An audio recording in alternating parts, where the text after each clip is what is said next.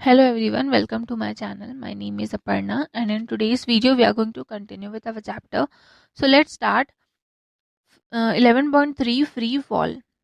As shown in the figure 3, a boy throws a ball upwards from the surface of earth. The path of the ball moving upwards and then downwards is shown as A, B, C, D, E.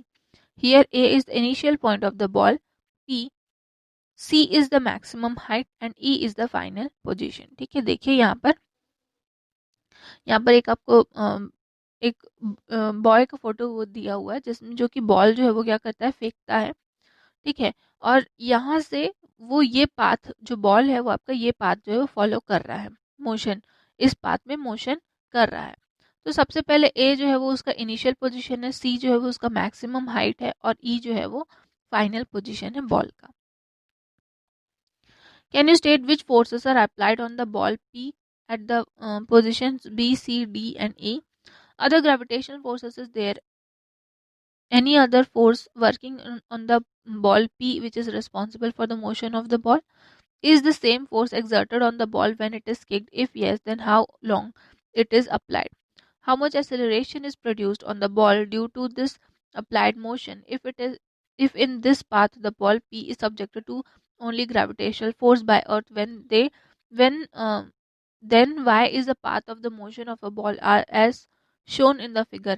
All these questions are obvious. ठीक है, देखिए यहाँ पर आपको कुछ question पूछा है जैसे कि बॉल पी में, ठीक है, पी जो है वो आपका बॉल है, उसमें B C D E positions पे क्या फोर्सेस अप्लाई हो रहे हैं। नेक्स्ट क्वेश्चन में आपका ग्रेविटेशनल फोर्स तो आपका अप्लाई हो रहा है बॉल पे, लेकिन और साथ में कौन से मोशन यहाँ पर अप्लाई हो रहा है, कौन से फोर्सेस यहाँ पर बॉल पर लग रहे हैं। थर्ड क्वेश्चन आपको बोला है कि अगर बॉल पे सेम फोर्स एक्सर्ट हो रहा है जब उसमें किक किया गया था, तो वो जो फोर्स है वो कितने देर तक रहेगा। साथ में नेक्स्ट पूछा है कि कितना एक्सेलरेशन जो बॉल है वो प्रोड्यूस करेगा जब उस पर फोर्स अप्लाई किया जाएगा। इस तरीके से जो बॉल पी है वो यहाँ पर मतलब ग्रेविटेशनल फोर्स जो है वो यहाँ पर कितना लग रहा है। ठीक है, it is always considered that if a body is in motion, there must be a force applied on the body in the direction of motion. But this is not always the case. But not always the case. You have seen in the chapter of force and motion that it is not necessary that if a body is in motion, then there must always be a force acting on it. From the second law of motion, we also saw that the force exerted on the body is directly proportional to the change in its momentum. But it is not necessary that it is always in the direction of momentum. If it is in the direction opposite to momentum, it will decrease the momentum. देखिए क्या हो रहा है यहाँ पर, ये ऐसा consider किया जाता है कि बॉडी जो मोशन में है तो उसमें कोई ना कोई फोर्स अप्लाई होगा उस बॉडी पे, और डायरेक्ट उस मतलब उस बॉडी पे फोर्स अप्लाई होगा और वो मोशन के डायरेक्शन पर होगा। लेकिन ऐसा ज़रूरी नहीं होता है।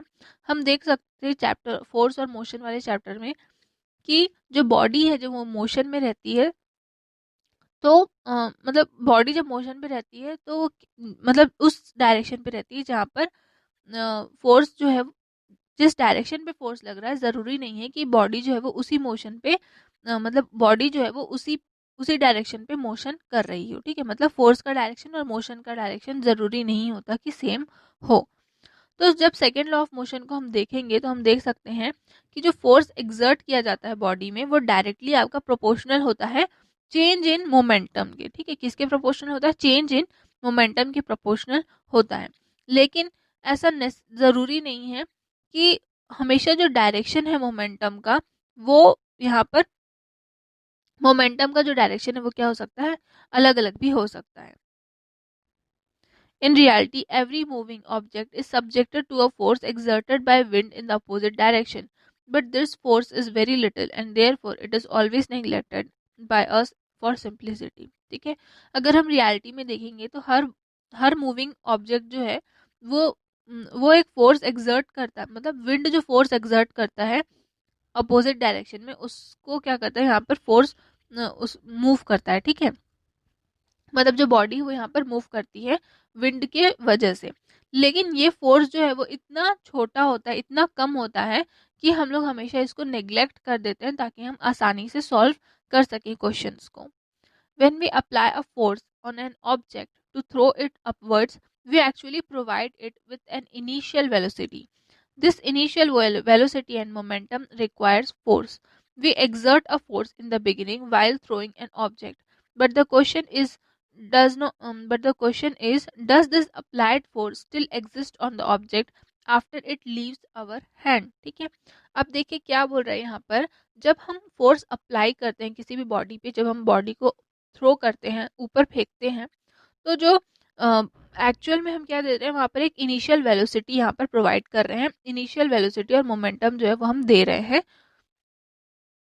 लेकिन जब जब फोर्स एक्सर्ट होता है स्टार्टिंग पे, जब हम उसको थ्रो करते हैं, तो यहाँ पर क्वेश्चन आती है कि क्या वो फोर्स जो है, जब हमारे हाथ में से बॉल चले जाते हैं, जब हम उसको फेंक देते हैं, उसके बाद में वहाँ पर कितना फोर्स अप्लाई होता है। According to first law of motion, application of force produces motion, and due to inertia, the body keeps moving upwards. After it leaves our hand, the only force acting on the body is gravitational force. Thus, the acceleration produced in the body is only due to the gravitational force. ठीक है, अगर हम first law of motion के बारे में के according देखते हैं, तो जो एप्लीकेशन है फोर्स का, वो आप जब हम उसको फेंकते हैं तो वो मोशन प्रोड्यूस करता है और वो आगे बढ़ता है। ठीक, जब हम उसको फोर्स लगाते हैं तो वो मोशन मोशन वहाँ पर प्रोड्यूस होता है और जो ऑब्जेक्ट है वो आगे बढ़ती है। लेकिन इनर्शिया के कारण, ठीक है, इनर्शिया के कारण वो हम आगे बढ़ती ही रहती है। जब वो हमारे हाथ से छूट जाती है तो उसमें सिर्फ और सिर्फ जो फोर्स है वो आपका ग्रेविटेशनल फोर्स वर्क करता है, और इस वजह से जो एसिलरेशन है बॉडी पे, वो आपका सिर्फ और सिर्फ ग्रेविटेशनल फोर्स ही क्या करता है वहाँ पर होता है। मतलब वहाँ पर उस वक्त पे सिर्फ और सिर्फ ग्रेविटेशनल फोर्स वहाँ पर उस बॉल पे या फिर उस ऑब्जेक्ट पे वर्क कर रहा होता है। That situation in the motion of an object where only the gravitational force exists is called as free fall. Can you think of more such situations where the body is in the state of free fall? Discuss in a group. ठीक है, अब ये जो situation है motion का, जहाँ पर body जो है वो ग्रेविटेशनल फोर्स, जहाँ पर सिर्फ और सिर्फ वहाँ पर ग्रेविटेशनल फोर्स वर्क कर रहा होता है, उसे कहा जाता है फ्री फॉल। ठीक है, क्या कहा जाता है फ्री फॉल? ऐसा ऑब्जेक्ट, ऐसे सिचुएशन जहाँ पर बॉडी जो है वो ऑब्जेक्ट जो है वो मोशन कर रहा है और सिर्फ उसमें ग्रेविटेशनल फोर्स अप्लाई हो रहा है, ऐसे ऑब्जेक्ट को कहा जाता है आपका फ्री फॉल। ठीक है, फ्री फॉल हो रहा है। You have read about the equations of motion in the chapter of motion. On replacing the acceleration by a by g in those equations, we show that this acceleration is produced due to the Earth's gravitational force. ठीक है, हम लोगों ने equation of motions पढ़े थे motion वाले chapter में। हम उसको उसमें क्या करते थे, एसिलरेशन को a से हटाकर g से इक्वेशन बनाते थे, अगर ग्रेविटेशनल फोर्स वहाँ पर अप्लाई हो रहा है तो ये हम क्या दिखा रहे हैं, एसिलरेशन जो है वो आपका प्रोड्यूस किस वजह से हो रहा है, जी को रिप्लेस करके हम ये दिखा रहे हैं कि जो एसिलरेशन है वो वहाँ पर ग्रेविटेशनल फोर्स की वजह से प्रोड्यूस हो रहा है। ठीक है, ये था आपका इक्वेशन ऑफ मोशन का मतलब ग्रेविटेशनल एसिलरेशन, जो इक्वेशन मोशन थे उसमें ग्रेविटेशनल एसिलरेशन यूज होता था। तो इस तरीके से ये आपका फॉर्मूला जो है वो बनता था, v is equals to U plus G T, V square is equals to U square plus two G H, H h is equals to ut plus half gt square. Let us understand this using some examples. Suppose you drop down two objects A and B having different masses from a height of 100 meter. Above the surface of Earth, the masses of A and B are 2 kg and 10 kg respectively. What will be their speed after covering a distance of 10 meter?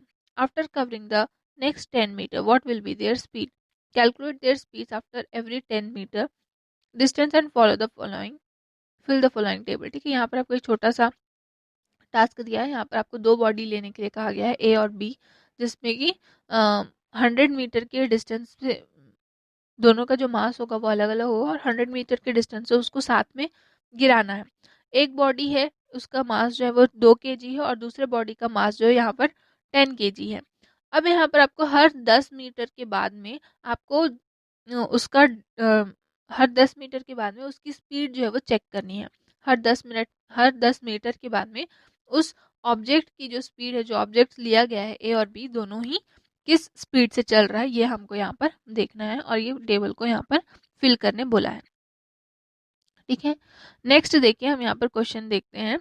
Example number 2, a stone is dropped from the top of a 20-meter tower. What will be its velocity just before touching the surface of Earth?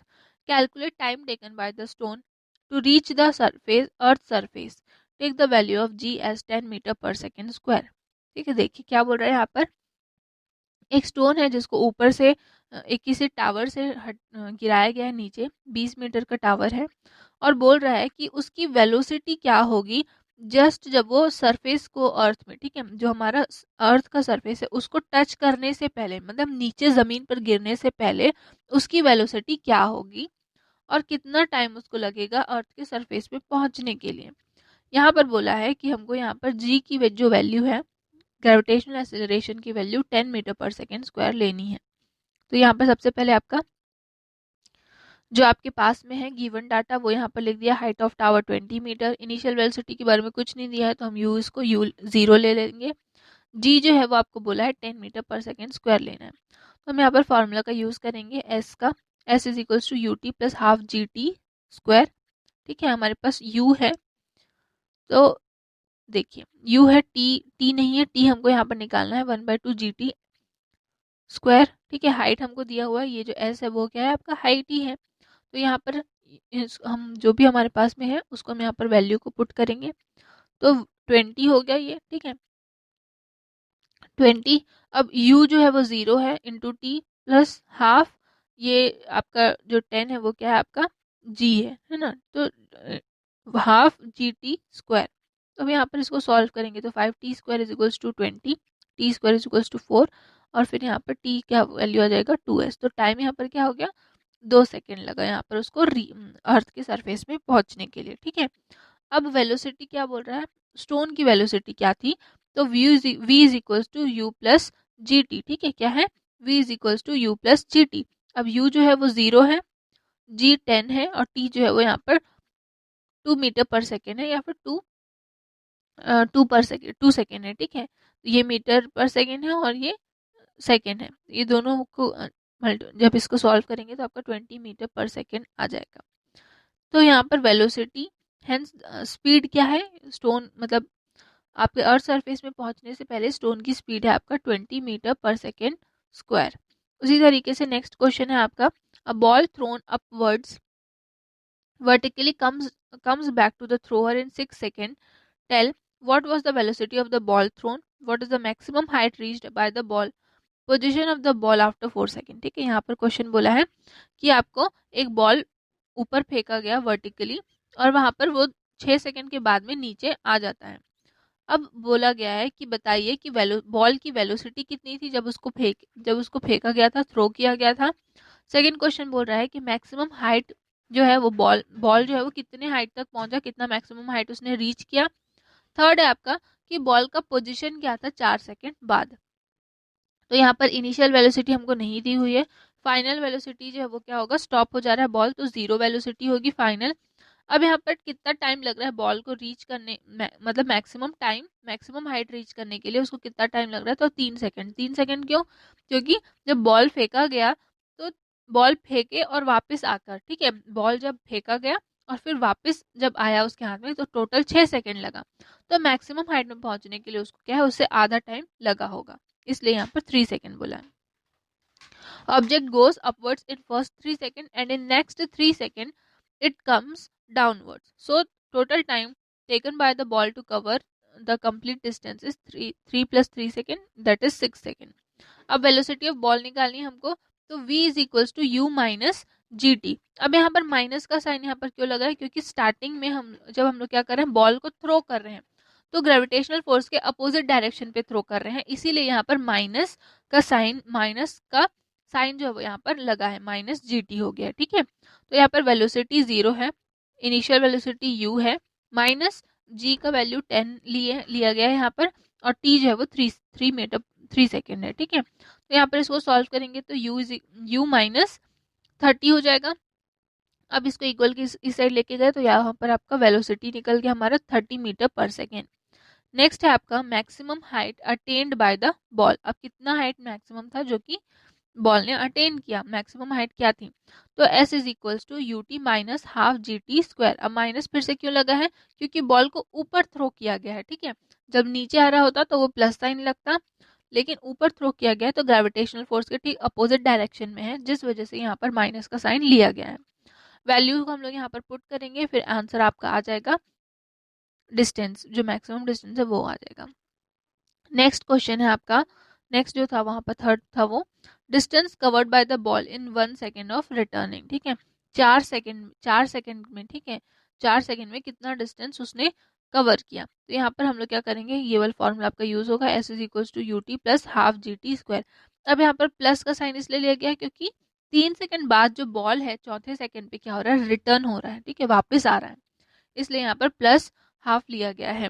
तो U T यहाँ पर ये 0 हो गया, u into T, उसके बाद 1/2 जी का value 10 और टी स्क्वायर, ठीक है। यहाँ पर वापसी के टाइम पे जो सेकंड था, वापसी का जो पहला सेकंड था उसमें कितना उसकी स्पीड थी। अब यहाँ पर उस वक्त पे जो इनिशियल वेलोसिटी थी वो तो 0 थी यहाँ पर, इसीलिए यहाँ पर 0 हो गया है, ठीक है। इनिशियल वेलोसिटी 0 थी, इस वजह से यहाँ पर 0 हो गया है। फिर हाफ जी टी स्क्वायर, यहाँ पर वैल्यू पुट करेंगे, सॉल्व करेंगे तो आपका आंसर आएगा 5 मीटर। तो पोजीशन 4 सेकेंड बाद पोजीशन जो था वो आपका क्या था, 40 मीटर में, ठीक है। 5 सेकेंड, 5 मीटर उसने नीचे आ गया, 5 मीटर वो वापसी में नीचे आ चुका था। तो मैक्सिमम हाइट से 5 मीटर कम कर देंगे तो आपका कितने हाइट पे था आपका बॉल, तो 40 मीटर पे था। यहाँ पर नेक्स्ट कुछ आपको क्वेश्चंस दिए गए हैं जो कि आपको सॉल्व करने हैं। नेक्स्ट क्लास पे हम पढ़ेंगे mass and weight. Thank you.